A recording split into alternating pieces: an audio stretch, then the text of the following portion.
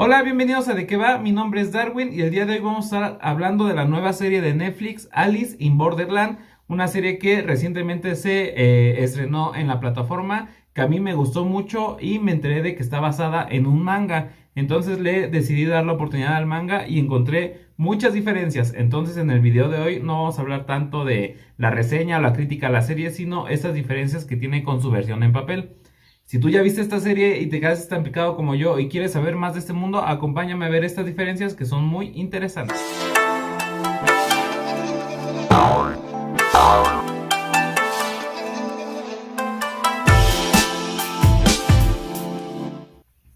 Antes de empezar, debo aclarar que este video va a tener spoilers de la serie, de su continuidad, por así decirlo.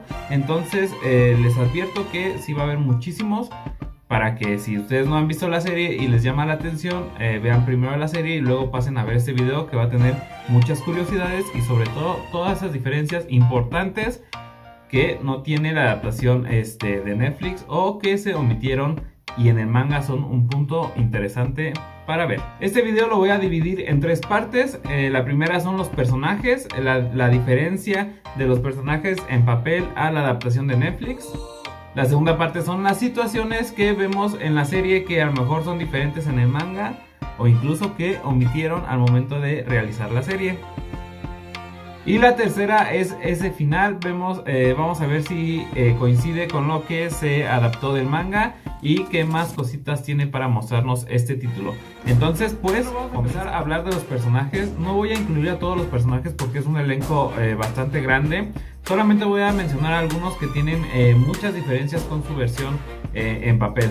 Y empezamos con una diferencia que hay que hablar sí o sí para entender también un parte del contexto de hacia dónde van las dos versiones.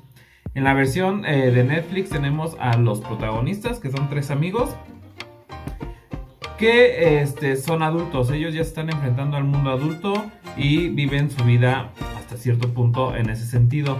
Una diferencia muy grande en el manga es que los personajes son estudiantes, son muchísimo más chicos de edad y están en ese proceso de descubrir qué es lo que quieren en un futuro. Entonces, partiendo desde aquí, vamos a empezar hablando de los tres amigos que son parte importante de esta tenemos serie. A Arise, que es nuestro protagonista. En la versión de la televisión ya es un adulto que prácticamente no tiene muchas motivaciones en la vida, es un poquito antisocial y lo único que quiere es como encajar en el mundo, pero tampoco es que se esfuerce mucho en eso. A él le encantaría que hubiera algo extraordinario que cambiara su vida y le diera un giro completo para poder descubrir realmente qué es lo que quiere y hacia dónde va a dirigirse. En la versión manga, este personaje pues es un estudiante y prácticamente está pasando por lo mismo, solo que ahora tiene las dudas de qué ser en el futuro, ¿no? No quiere llegar a ser el Arise de la serie, entonces también está buscando la forma como de salir de ese mundo en el que vive y vivir muchas aventuras. Este personaje no tiene mucho cambio en cuanto a personalidades, son bastante similares y se conserva bastante bien. Luego tenemos a Karube, uno de los mejores amigos de Arisu. Este personaje sí tiene un cambio bastante significativo. En las dos versiones se nos presenta como el fuerte, como el valiente, el que de alguna forma defiende a los otros dos. En la serie podemos ver que trabaja en una especie de bar y está enamorado de una chica que tiene que ver con su jefe. El jefe lo encuentra besándola y lo termina corriendo, ¿no? En el manga una de las más grandes diferencias es que él, a pesar de que es un estudiante, es el dueño de ese bar. El personaje femenino que aparece en la serie en el manga no existe y sus motivaciones son prácticamente las mismas, que es construir una especie de ranchito allá en Australia en donde sus amigos vayan a convivir y vivir una vida pacífica. De ahí en fuera todo el desarrollo del personaje se mantiene, es el fuerte. Sí es verdad que en el manga tiene un poquito más de protagonismo al momento de pelear, porque es el único que sabe pelear y de tomar ciertas decisiones, pero no varía tampoco mucho. La única diferencia es eso, que en la serie es empleado y en el manga es el dueño del bar, a pesar de ser un estudiante. Y para terminar con esta trinidad de amigos tenemos a Chota. Chota tiene muchos cambios, pero no en su personalidad, sino en su historia. En la serie nos muestran en un pequeño momento al principio de la serie que tiene ciertos problemas con su mamá. Su mamá nunca aparece, simplemente él está dando cierto dinero y dice que no quiere volver a saber de ella, ¿no? Y de ahí en fuera es prácticamente verlo en las situaciones de Borderland, del juego y así. En el manga él sigue esa misma personalidad como chistosa, amigable y todo eso, pero nos cuentan un poquito más de su pasado. Resulta que cuando él era niño, su papá los abandonó y su mamá entró a una especie como de secta religiosa, la cual terminaba en encuentros sexuales con el líder de esta secta. Esto terminó traumando mucho a Chota, lo que hizo que tuviera todas esas inseguridades en el futuro y que las ocultara haciendo el gracioso, el divertido, ¿no? También nos muestran que en el manga él viene de una familia muy pobre, debido a que su mamá, la cual está bastante mal, terminó siendo adicta a los pachincos. Entonces esto hizo que su economía se fuera a la bancarrota y por eso Chota en el manga es bastante pobre y también esto lo genera traumas en él. Estos tres son, se podría decir que los principales protagonistas de la primera parte. De aquí en fuera los demás personajes prácticamente son lo mismo, las mismas historias. Luego tenemos un personaje súper interesante, el cual es Kuina. Kuina en la serie aparece hasta en el arco de la isla y ahí es donde se empieza a involucrar en los asuntos de Arisu. Ella tiene un pasado que cambia completamente entre las dos versiones. Ella es hija de un dueño de un dojo, el cual siempre le ha exigido que ella, como ser su única hija, tome el rol de hombre y sea su heredero, ¿no? Por eso lo entrena estrictamente hasta que Kuina se cansa y abandona el dojo. En la serie nos muestran que ella es una chica que lo único que quiere es vivir como chica, ¿no? Maquillarse, estar bien sin tener esa presión de su papá. En el manga es muy diferente porque el personaje de Kuina en realidad sí es un hombre y todo lo que su papá le está dando y todo eso a ella no... Ella siente mucha presión, por lo que también decide irse de su casa para vivir como él realmente quiere, y lo que él quiere es ser una mujer. Entonces tenemos a un personaje trans dentro de esta serie, que en la serie de Netflix pasa, simplemente ponen que el papá quería un hijo e hizo pasar a Kuina como si fuera un hijo, pero Kuina no quería eso, ¿no? Mientras que en el manga él sí es hombre y lo que quería es ser mujer, cosa que consigue cuando se va y cuando se va del dojo y siente la libertad. No sé por qué Netflix haya hecho este cambio, pero la verdad es que es una lástima que no lo haya respetado tal y como era la esencia del personaje, y siendo Kuina un personaje que más adelante va a tener muchísimo protagonismo, pero eso podemos verlo más adelante. Y bueno, como por última parte de los personajes tenemos a Asahi y Momoka, estas chicas que en un principio son personajes completamente secundarios, pero que tienen que ver mucho con lo que es el juego y así, y que se nos revela hasta el final de la historia. Su historia es diferente tanto en la serie como en el manga. En la serie nos muestran a las chicas que desde que llegaron empezaron a grabar una especie de videoblogs relatando todo lo que vivían en los juegos y todo eso, ¿no? Más adelante al clímax de la serie nos enteramos de que ellas eran organizadoras y que ellas estaban sabiendo lo que sucedía en la isla, pero no querían mencionar nada, ¿no? Y el hecho del sacrificio de las dos termina ayudando a los demás personajes. En el manga es más fuerte su participación. Para empezar, no tenemos nada de eso de los como videoblog que tienen, y ellas desde el principio de que nos las presentan nos muestran su historia y que tienen que ver con los organizadores hasta el desenlace. Las muertes de los dos son idénticas en los dos formatos, en las dos versiones, pero sí en el manga tienen un peso muchísimo más grande. Pero ese peso lo pasamos a una cosa que es lo más interesante, que son las situaciones, cosas que cambiaron directamente de una cosa a otra. Vamos a empezar. Para empezar, el primer juego es completamente diferente. En la serie tenemos el juego de las dos puertas, en el que tienen que escoger una de las dos puertas, una dice vivir y la otra dice morir, y resolver el crucigrama o el acertijo, ¿no? Para poder salir librados. En este juego participan 5 personas, los 3 protagonistas, Usagi y una chica que muere al principio. Y prácticamente toda la resolución del juego se lo dejan a Arisu. Los demás no tienen tanta participación más que el hecho de estar presionados y de cómo reaccionan ante una posible muerte, ¿no? En el manga las cosas son completamente diferentes. Para empezar, cuando están enfrentando su primer juego no es el mismo. Aquí se desarrolla en un festival de esos japoneses como de verano. Ellos están festejando de alguna forma porque no logran entender bien qué onda con el lugar al que llegaron. Pero el festival tiene obviamente puestos y están comiendo, se la están pasando bien. Llega Usagi, igual que en la serie, y comienza el juego. Aquí el juego va de la suerte de cada uno. Como si ya han visto anime o series japonesas, sabrán que cada año los japoneses lanzan una especie como de caniquita que les va a decir qué suerte van a tener en el próximo año. Pues este juego ellos tienen que jugar y dependiendo de su suerte tienen que responder una pregunta que es de matemáticas, por así decirlo, ¿no?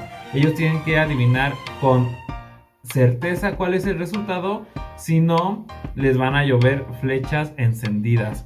Las preguntas en este juego varían, es como si dijeran ¿cuántos huesos tiene un humano adulto?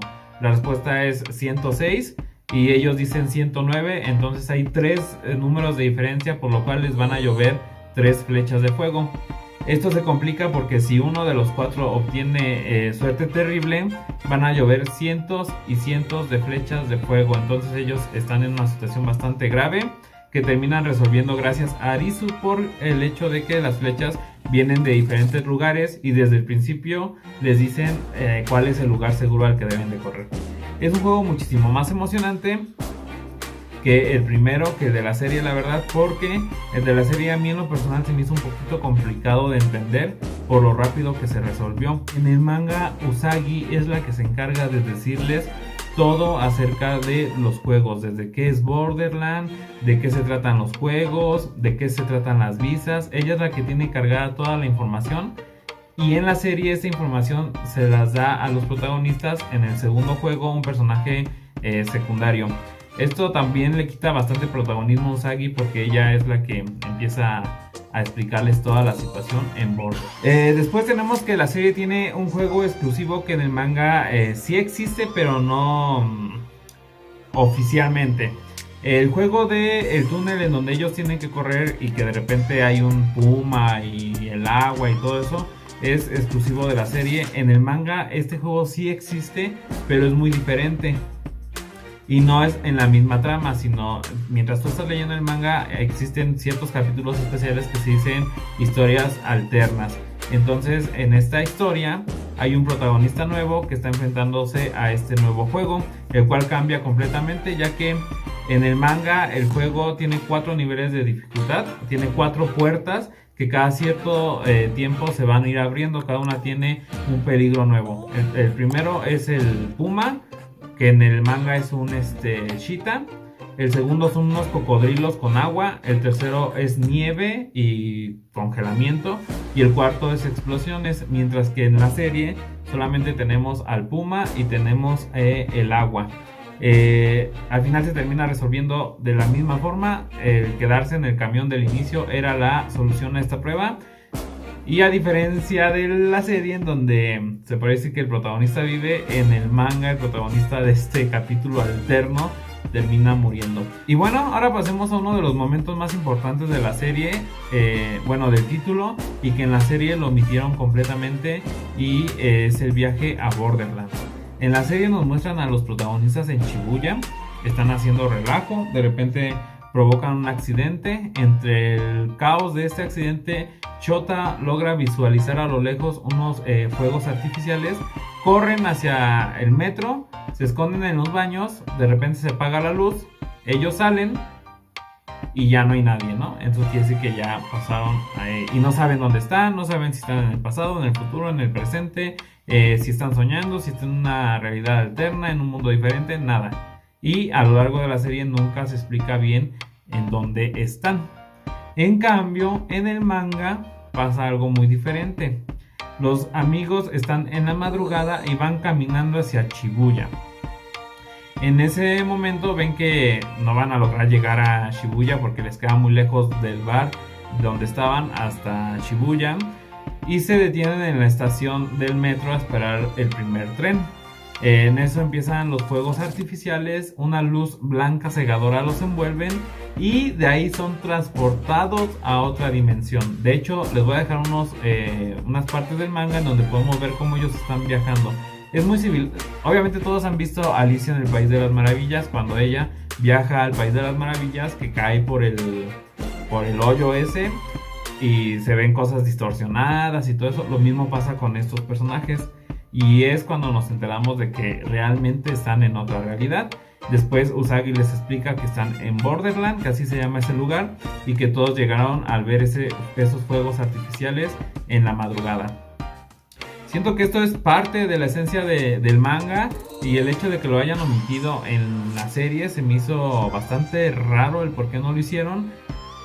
A lo mejor y para guardar un poquito más los secretos y la tensión en el espectador, y que tampoco nosotros supiéramos en dónde realmente estaban, si en un futuro apocalíptico o estaban durmiendo o era un sueño, mientras que en el manga desde el principio se dice que es una versión alterna de la Tierra, y que pasa un poquito en el futuro en el que estaban los personajes. Y pues vemos todo esto del viaje. Para finalizar el video vamos al final. El final de la primera temporada de Netflix es bastante interesante. A mí me dejó súper emocionado, a tal grado que decidí leer el manga. Ahí fue cuando dije, bueno, lo voy a empezar a leer desde donde me quedé para continuar la historia, pero mejor decidí empezarlo desde el principio y descubrí todas estas diferencias, ¿no? Pues el final de la serie también tiene algunas variantes, no tantas la verdad, pero también las tiene. Por ejemplo, cuando Arisu llega a ese lugar en donde estaban los organizadores y ve que ya no hay nadie, no saben qué hacer los personajes. En eso las pantallas se iluminan y hay un personaje que era parte de los ejecutores de la isla, que les dice que la siguiente etapa está a punto de comenzar y que ahora su objetivo es ir por las cartas mayores de la baraja. Y hasta ahí queda. De repente un buen de dirigibles, de globos dirigibles, se acercan a la ciudad con las cartas enormes y dice que la siguiente etapa va a empezar al otro día, al mediodía. En la serie pasa prácticamente lo mismo, pero con algunas diferencias. Por ejemplo, cuando Arisu y compañía terminan el juego en la isla, pasan ciertos días sin que haya juegos. De hecho, en donde se iban a presentar los juegos, hay una pantalla que dice que están como en stand-by y que por el momento no hay otras noticias, ¿no? De hecho, los jugadores a los que se les vencía su visa no les pasa nada y sigue su vida normal. Pasan ciertos días y de repente las pantallas de toda la ciudad se prenden y nos muestran a una presentadora, la cual anuncia que ahora los más grandes altos mandos de este juego van a hablar. Nos presentan a 4 personajes. Estos personajes no se ven realmente como son, simplemente están sombreados y cada uno explica ciertas cosas del juego, ¿no? Y todos concluyen en que la nueva etapa va a empezar y que ahora tienen que ir por las cartas mayores. Uno de estos personajes es la chica esta que en la serie le avisa a Arisu y compañía que la segunda etapa va a empezar, y en eso los dirigibles llegan a la ciudad con las diferentes cartas. Se podría decir que hasta ahí llega lo que vendría siendo la primera serie o la adaptación de Netflix, que abarca 8 tomos del manga, el cual está compuesto por 18. Obviamente ya estuve leyendo más, de hecho yo voy por el tomo 13 más o menos y ya sé lo que sucede, pero pues eso sí ya sería darles spoilers más fuertes y quiero que no pase eso. Pero de todos modos, si ustedes quieren que les hable qué pasa después de la primera temporada de Netflix en el manga, con mucho gusto les hago un video hablando de lo que se viene. Si no, pues nos esperamos hasta que salga la segunda temporada y hacemos otro video comparación para ver cómo llevaron los eventos del manga a la segunda temporada de Netflix. Y bueno, esas son algunas diferencias que encontré en la versión manga, que son muy diferentes a la versión de Netflix. Obviamente hay otras cosas que cambian, pero que no tienen tanto que ver. Por ejemplo, en el manga hay historias alternas, como les digo, que son partes de otros juegos con otros personajes, que son también bastante interesantes. Hay apariciones de personajes que en la serie aparecen antes de lo que aparecen en el manga. Y así pequeñas cositas que no tienen mucho o que no cambian tanto la historia como las que les mencioné, que son bastante grandes esas diferencias. Hay cosas que me gustan del manga, claro, y que es una lástima que no estén en la serie. Y hay cosas que me gustaron en la serie y el cómo las manejaron diferente al manga. Si ustedes ya vieron esta serie, coméntenme aquí abajo si les gustaron estas diferencias, si esperan la segunda temporada, si les gustó la adaptación que se hizo, si ya leyeron el manga, quiero leerlos a todos. Y si quieren la continuación de este video, tanto de qué pasa después de la primera temporada o que sigue en la historia del manga, con gusto se los hago, nada más coméntenmelo.